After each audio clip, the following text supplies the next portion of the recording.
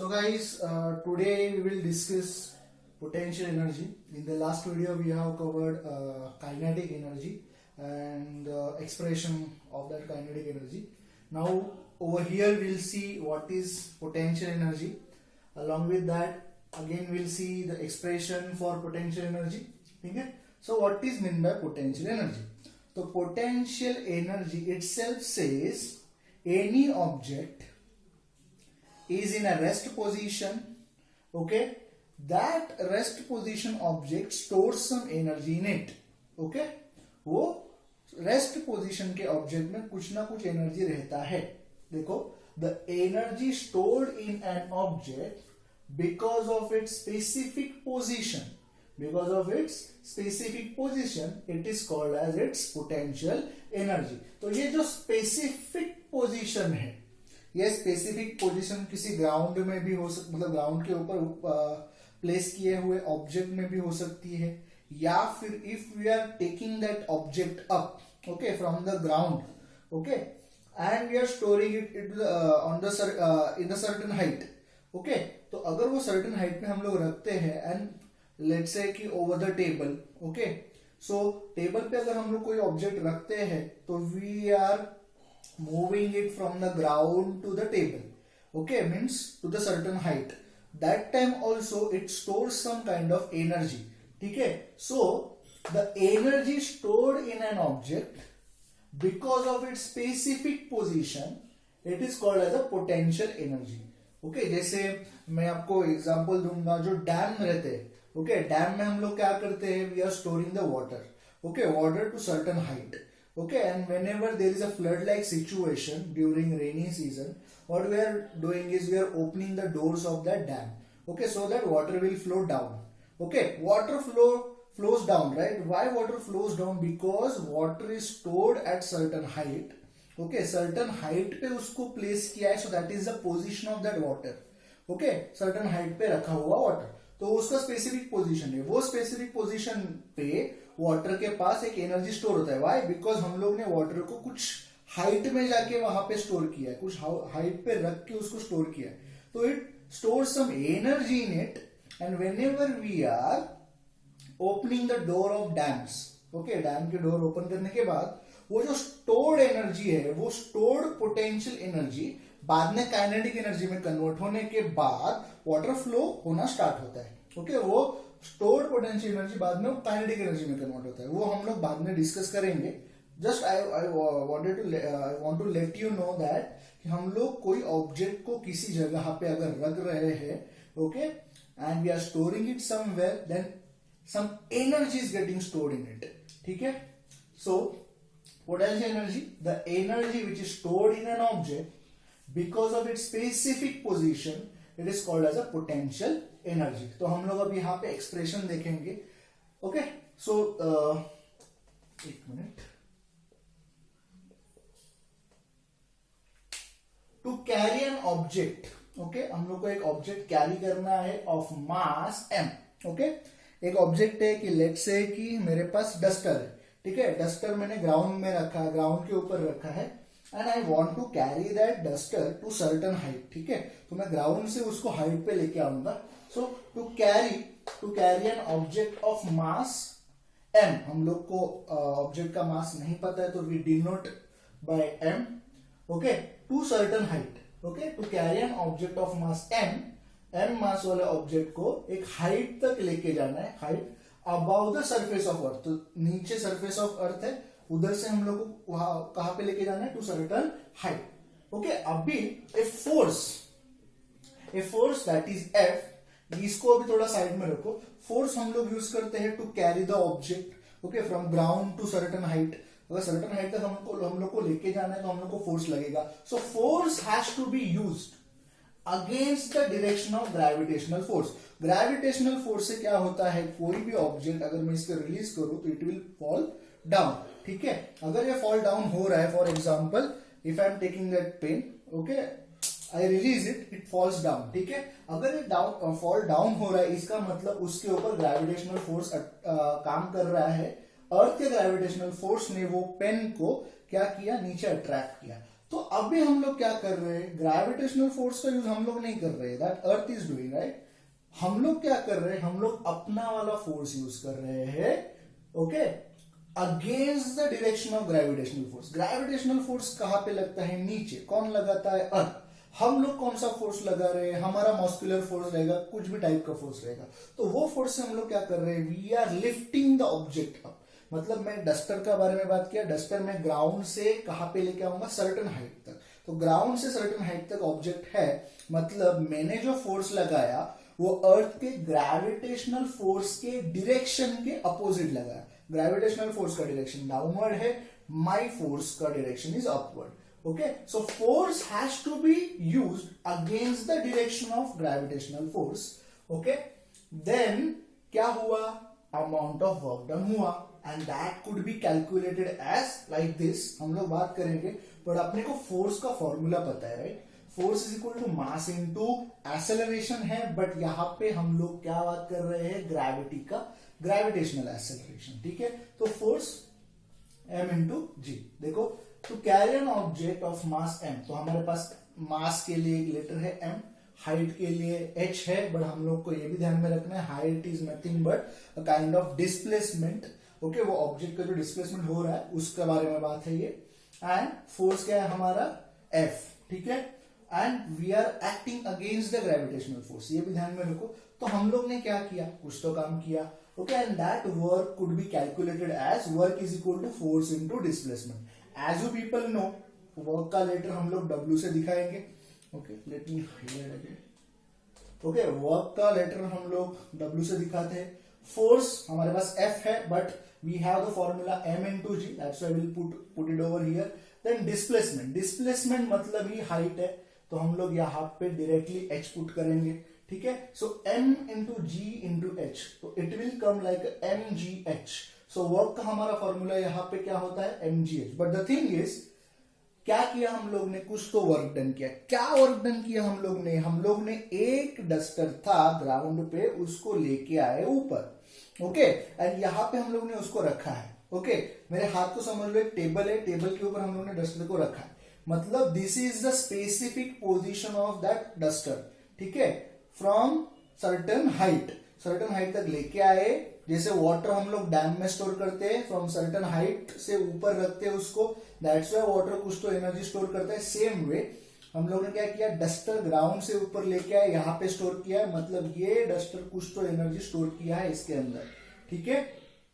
सो ये जो एनर्जी उसने स्टोर किया है, that is nothing but you know कि potential energy, and this is the specific position of that duster, because ये सर्टन हाइट पे है, अबाउ द ग्राउंड, ठीक है। ग्राउंड के ऊपर सर्टन हाइट पे है, तो उसका ये स्पेसिफिक पोजीशन है। एंड ये स्पेसिफिक पोजीशन की वजह से देखो, इसके ऊपर है ना ग्रेविटेशनल फोर्स भी एक्ट कर रहा है, okay, and I have stopped it somewhere, this is my force, I have applied force over here, so that's why it has stopped over here, ठीक है।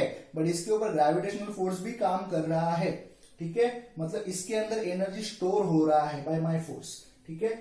सो अगेन यहाँ पे वर्क क्या कितना हुआ, फोर्स इंटू डिस्प्लेसमेंट इतना work हुआ, but the thing is the amount of potential energy stored in object के अंदर तो कुछ एनर्जी स्टोर हुआ है कि नहीं, and that is because of its displacement. अगर इसका डिस्प्लेसमेंट नहीं होता तो उसके ऊपर वो वाला जो हम लोग को चाहिए पोटेंशियल एनर्जी वाला, पोटेंशियल एनर्जी वो स्टोर नहीं होता, ठीक है। जैसे हम लोग ने वाटर का एग्जांपल लिया था, वाटर हम लोग ने सर्टन हाइट से लेके डैम में स्टोर किया है, बिकॉज ऑफ सर्टन हाइट उसको एक स्पेसिफिक पोजीशन मिल गया और उसके अंदर क्या हुआ, एनर्जी स्टोर हुआ। सेम वे यहाँ पे हम लोग ने डस्टर का क्या किया, कुछ तो डिस्प्लेसमेंट किया from the ground to certain height, तो क्या हुआ, उसका डिस्प्लेसमेंट ही हुआ, डस्टर का डिस्प्लेसमेंट, इसके वजह से इसके अंदर क्या हुआ, सम पोटेंशियल एनर्जी स्टोर हुआ है, ठीक है। So that's why my potential energy will become work, so potential energy is equal to work is equal to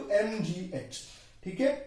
work is equal to potential energy, okay. अगर आपको सिंपल वर्ड में और जानना है तो यहाँ पे मैं इसे लिख देता हूं, potential energy is equal to work is equal to mgh, okay, because potential energy is equal to, ठीक है।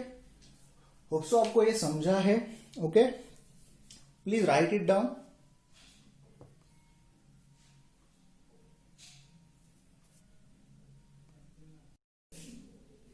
So guys, now we'll see the transformation of energy. Okay, transform मतलब क्या होना, एक रूप से दूसरे रूप में जाना, that is we call it as a transformation.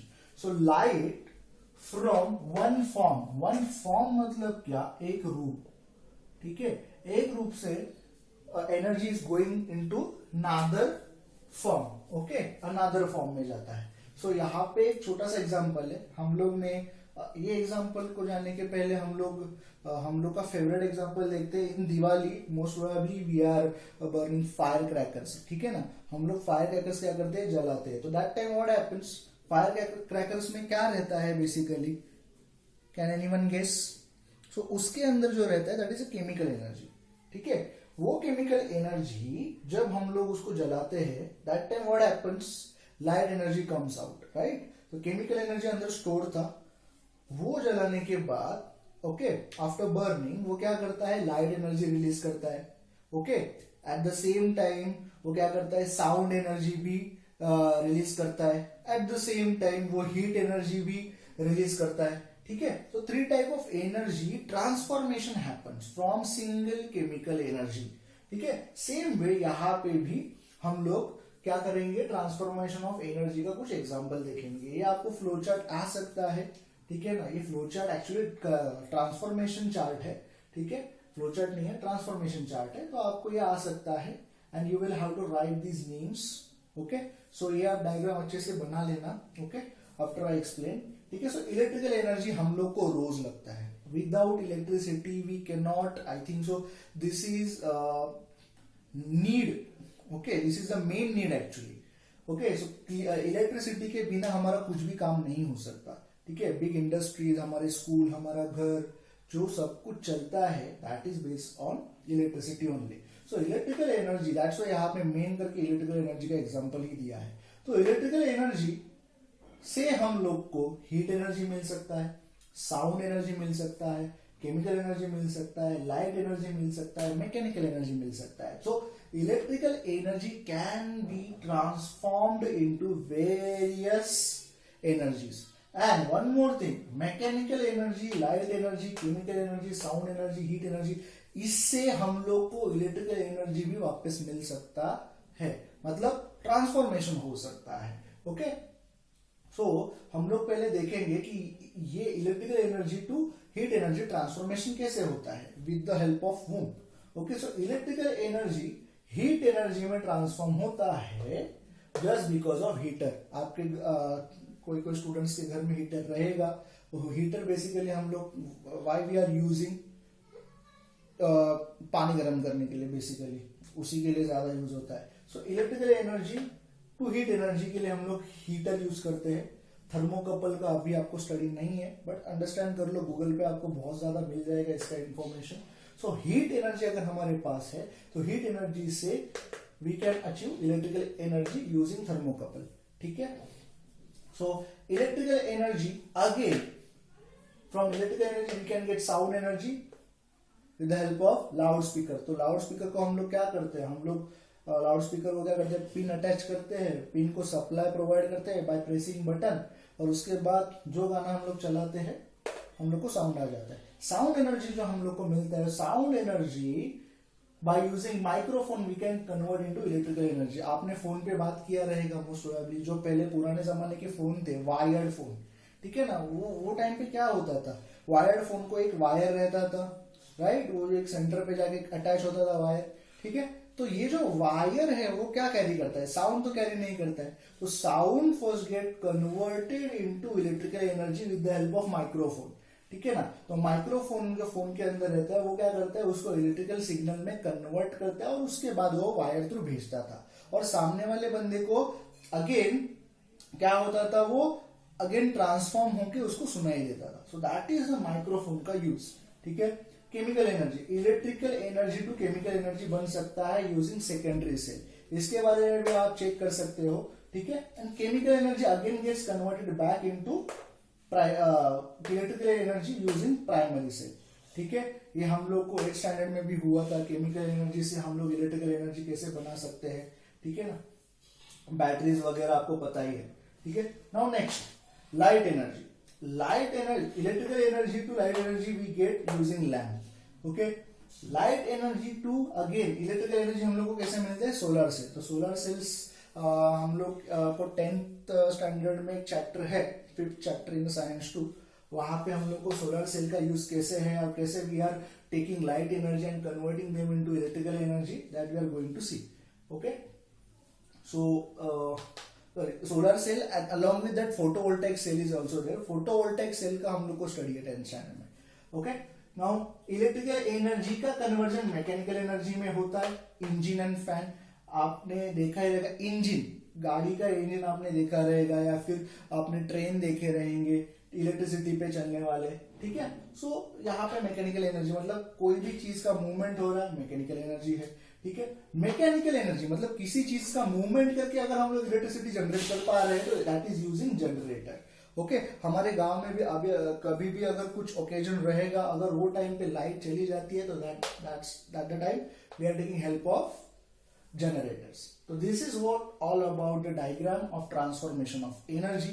So finally हम लोग को क्या समझा कि energy can be transformed from one form to another form. तो my question is क्या energy vanish हो सकती है, खत्म हो सकती है क्या? So इसका simple answer है कि नहीं. Energy can neither be created nor destroyed, but it can be converted or transformed from one form to another form. So हम लोग को आगे जाके वही लॉ है कि law of conservation of energy, that we are going to see. Let's draw this first.